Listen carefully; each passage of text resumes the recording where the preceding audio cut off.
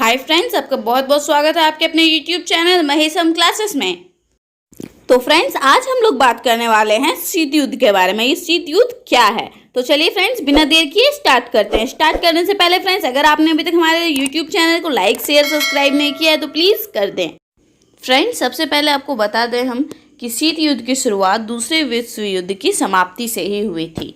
सन 1945 में मित्र राष्ट्रों और धुरी राष्ट्रों के बीच दूसरे विश्व युद्ध की समाप्ति हो गई।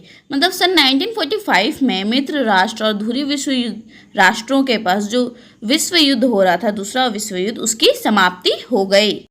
मित्र राष्ट्रों की अगुवाई अमेरिका, सोवियत संघ, ब्रिटेन और फ्रांस कर रहे थे।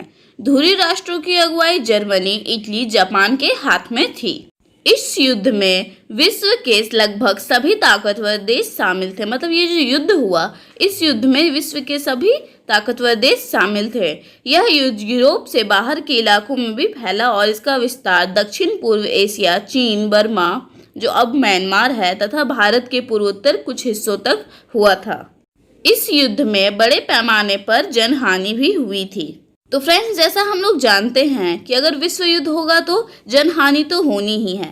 तो जब पहला विश्व युद्ध हुआ था उसमें भी बहुत सारे जनहानि हुई थी, लोगों का दिल दहला दिया था उसने भी। लेकिन जब दूसरा विश्व युद्ध हुआ तो इससे भी ज़्यादा वो भारी पड़ा और ज़्यादा इसमें जनहानि हुई और बहुत कुछ नुकसान हुआ। तो फ्रेंड्स, जैसा कि हम आपको पहले ही बता चुके हैं कि दूसरे विश्व युद्ध की समाप्ति शीत युद्ध के शुरुआत से ही हुई थी।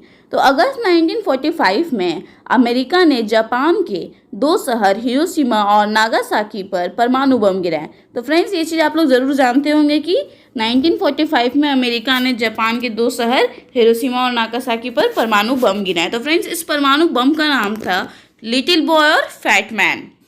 और इस परमाणु बम के गिराने के बाद जापान को अपने घुटने टेकने पड़े अमेरिका के सामने।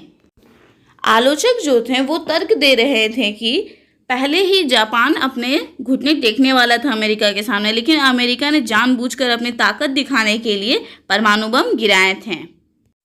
इस तरह के बहुत सारे आलोचना अमेरिका को सुनना पड़ा। परमाणु बम गिराने के बाद अमेरिका जो आलोचनाएं झेल रहा था उस पर अमेरिकी समर्थकों ने तर्क दिया कि युद्ध को जल्दी से जल्दी समाप्त करने तथा अमेरिका और साथी राष्ट्रों के आगे की जनहानि को रोकने के लिए परमाणु बम गिराना जरूरी था। विश्व युद्ध की समाप्ति के कारण कुछ भी हो, लेकिन इसका परिणाम यही हुआ कि वैश्विक राजनीति के मंच पर 2 महाशक्तियों का उदय हुआ। जर्मनी और जापान हार चुके थे और यूरोप तथा शेष विश्व विध्वंस की मार झेल रहे थे।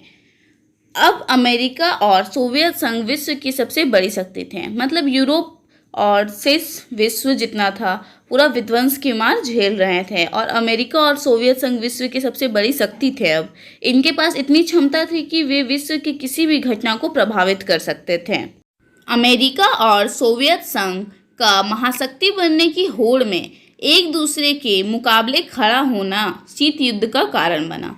मतलब अमेरिका और जो सोवियत संघ थे, अब यही 2 शक्ति बच गए थे। दोनों महाशक्ति बनने चाह रहे थे, दोनों महाशक्ति बनने की होड़ में थे और यही दोनों की होड़ के कारण एक दूसरे के सामने ये मुकाबला खड़ा हो गया उनका और यही शीत युद्ध का कारण बना। शीत युद्ध शुरू होने के पीछे एक और समझ काम कर रही थी कि परमाणु बम से होने वाले विध्वंस की मार किसी भी राष्ट्र के बूते की बात नहीं थी। मतलब जो परमाणु बम से जो विध्वंस होता है उस मार को झेलना किसी भी राष्ट्र के लिए बूते की बात नहीं थी। यह एक सीधा सा लेकिन असरदार तर्क था। ये एक बहुत बड़ा तर्क था, सीधा था लेकिन बहुत असरदार तर्क था। जब दोनों महाशक्तियों के पास इतनी क्षमता के परमाणु हथियार हों कि वे एक दूसरे को असहनीय क्षति पहुंचा सके, तो ऐसे में दोनों के बीच रक्त रंजित युद्ध होने की संभावना कम रह जाती है। मतलब जब दोनों महाशक्तियों के पास इतनी क्षमता थी कि वो परमाणु हथियार थे उनके पास कि वो एक दूसरे को असहनीय क्षति पहुंचा सकते थे, लेकिन ऐसा होने से दोनों के बीच रक्त रंजित युद्ध होने की संभावना कम रह जाती है। उकसावे के बावजूद कोई भी पक्ष युद्ध का जोखिम मोल नहीं लेना चाहेगा। मतलब उकसाता भी अगर कोई, फिर भी कोई भी पक्ष इसका जोखिम नहीं लेना चाहेगा, क्योंकि युद्ध से राजनीतिक फायदा चाहे किसी को भी, मतलब इससे जो युद्ध होगा इससे फायदा चाहे किसी को भी हो, लेकिन इससे होने वाला जो विध्वंस होगा वो औचित्यपूर्ण नहीं ठहराया जा सकता, मतलब वो बहुत खतरनाक होगा विध्वंस। परमाणु युद्ध की सूरत में दोनों पक्षों को इतना नुकसान उठाना पड़ेगा कि उनमें से विजेता कौन यह तय करना भी असंभव होगा। इसीलिए दोनों युद्ध करने को तैयार नहीं थे, दोनों में कोई युद्ध का जोखिम नहीं मोल लेना चाहते थे। अगर कोई अपने शत्रु पर आक्रमण करके उसके परमाणु हथियारों को नाकाम करने की कोशिश करता है, तब भी दूसरे के पास उसे बर्बाद करने लायक हथियार बच जाएंगे। मतलब अगर कोई शत्रु उस पर आक्रमण भी करता है और उसके परमाणु हथियारों को नाकाम करने की कोशिश भी करता है, तब भी उसके पास उतने सारे हथियार बच जाएंगे कि वो उसे बर्बाद कर दे। तो फ्रेंड्स, इस चीज़ को हम लोग बोलते हैं अपरोध। अपरोध के नाम से इसे तर्क दिया गया। दोनों ही पक्षों के पास एक दूसरे के मुकाबले और परस्पर नुकसान पहुंचाने की इतनी क्षमता होती है कि कोई भी पक्ष युद्ध का खतरा नहीं उठाना चाहता था। महाशक्तियों के बीच गहन प्रतिद्वंद्विता होने के बावजूद शीत युद्ध रक्तरंजित का रूप नहीं ले सका। इसकी तासीर ठंडी रही। मतलब महाशक्तियों के बीच इतना गहन प्रतिद्वंद्विता होने के बावजूद शीत युद्ध रक्तरंजित युद्ध नहीं रहा। पारस्परिक अपरोध की स्थिति ने युद्ध तो नहीं होने दिया, लेकिन यह स्थिति पारस्परिक प्रतिद्वंद्विता को ना रोक सकी। दोनों महाशक्तियों के प्रतिद्वंदी गुटों में शामिल देशों से अपेक्षा थी कि वे तर्कसंगत और जिम्मेदारी भरा व्यवहार करेंगे। मतलब दोनों महाशक्तियों में जो प्रतिद्वंदी गुट शामिल थे, उनसे सभी देशों की अपेक्षा थी कि वो तर्कसंगत और जिम्मेदारी भरा व्यवहार करेंगे। इन देशों को एक विशेष अर्थ में तर्कसंगत और जिम्मेदारी भरा बर्ताव करना था। परस्पर विरोधी गुटों में शामिल देशों को समझना था कि वे आपसी युद्ध में जोखिम हैं, क्योंकि संभव है कि इसकी वजह से दोनों महाशक्तियों के बीच युद्ध ठन जाए। मतलब दोनों महाशक्तियों के जितने गुट थे उनको अपने आप में जिम्मेदारी भरा बर्ताव करना था। जब दो महाशक्तियों और उनकी अगुवाई वाले गुटों के बीच पारस्परिक अपरोध का संबंध हो तो युद्ध लड़ना दोनों के लिए विध्वंस साबित होगा। मतलब ये दोनों के लिए विध्वंस साबित होगा।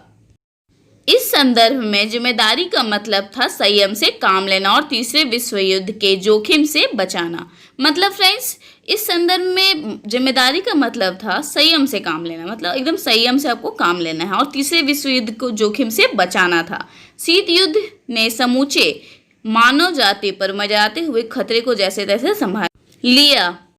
तो फ्रेंड्स, आज के इस वीडियो में हमने जाना कि शीत युद्ध क्या था। तो फ्रेंड्स, आज की इस वीडियो में बस इतना ही। हमारे साथ जुड़े रहें, लाइक करें, शेयर करें, सब्सक्राइब करें, कमेंट करें। Thank you for watching.